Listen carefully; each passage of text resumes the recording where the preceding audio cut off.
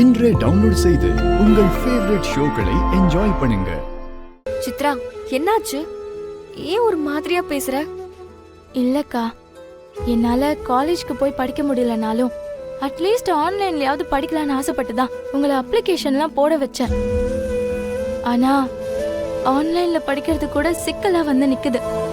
இதுக்கப்புறம் என்ன பண்றதுன்னு தெரியல. ஏன் அப்படி சொல்ற? என்ன பிரச்சனை? நான் அப்ளை பண்ண காலேஜ்ல என்ட்ரன்ஸ் எக்ஸாம் வச்சிருக்காங்க. அதுல பாஸ் ஆனாதான் அட்மிஷன் கன்ஃபார்ம் ஆகுமா? ஏய், இதுக்கா நீ இவ்ளோ டென்ஷன் ஆயிட்டு இருக்க? அதெல்லாம் ஈஸியா பாஸ் பண்ணிடுவேன். எனக்கே அந்த நம்பிக்கை இருக்கு. அட நீங்க வேறக்கா, எக்ஸாமுக்கு போனா தானே எழுதி பாஸ் பண்ண முடியும். புரியல. எங்க வீட்டுக்கு தெரியாம ஒரு அப்ளிகேஷன் ஃபார்ம் அனுப்புறதுக்கே என்ன பாடுபட்டேன்னு உங்களுக்கே தெரியும்ல. எப்படி நான் காலேஜுக்கு போய் எக்ஸாம் எழுதுறது?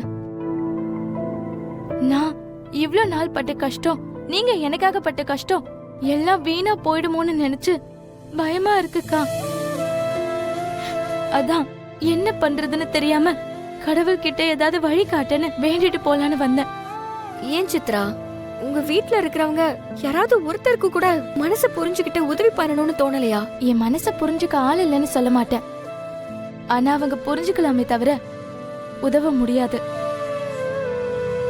என்ன மாதிரி அவங்களும் ஒரு கூண்டு கிளிதான். என்னால முடிஞ்ச வரைக்கும் போராடிட்டேன். இனிமே எல்லாம் கடவுள் விட்ட வழி. சித்ரா, நீ ஒரு விஷயத்த மறந்துட்ட. உன் படிப்பு சம்பந்தப்பட்ட எந்த தேவையா இருந்தாலும் நான் பண்றேன்னு உனக்கு வாக்கு கொடுத்திருக்கேன். அத நீ வேணா மறக்கலாம், ஆனா நான் மறக்க மாட்டேன். இந்த என்ட்ரன்ஸ் எக்ஸாம் எழுத நான் உனக்கு ஹெல்ப் பண்றேன். போதுமா? கவலைப்படாம இருக்கணும். அது சாதாரண விஷயம் இல்லக்கா. என் அப்பாவை பத்தி உங்களுக்கு தெரியாது, ஆனா இந்த இந்துவை பத்தி உனக்கு தெரியாது. நீ கவலைப்படாம வீட்டுக்கு போ.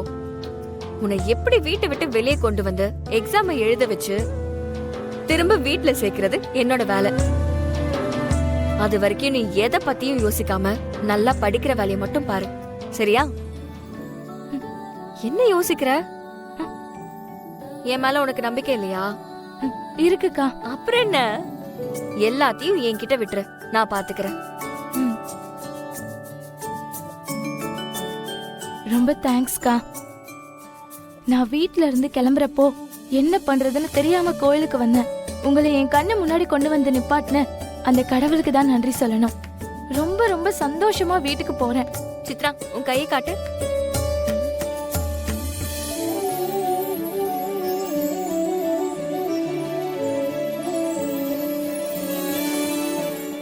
சாமி எப்பவும் உன் கூட இருக்கும். ஆமா, நீ தனியாவ கோவிலுக்கு வந்த? ஆமா, அப்படியே தனியா விட்டுற போறாங்க. எங்க அண்ணன் கூட தான் வந்தேன். வெளியே தான் நின்னுட்டு இருக்காரு. யாரு? அன்னைக்கு வெளியே வந்து சண்டை போட்டாரே அவரா? இல்ல, அவர் என் சித்தப்பா. சரி சரி, நீ எக்ஸாம்க்கு நல்லா ப்ரிப்பேர் பண்ணு. எதுவா இருந்தாலும் என்ன ஹெல்ப்னாலும் எனக்கு கால் பண்ணு, நான் இருக்கேன் உனக்கு. என்ன? சரிக்கா, நான் வரேன். சரி, போயிட்டு வா.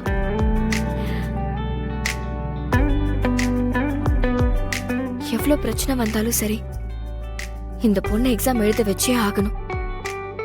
அவ கனவை நிறைவேற்றியே ஆகணும்.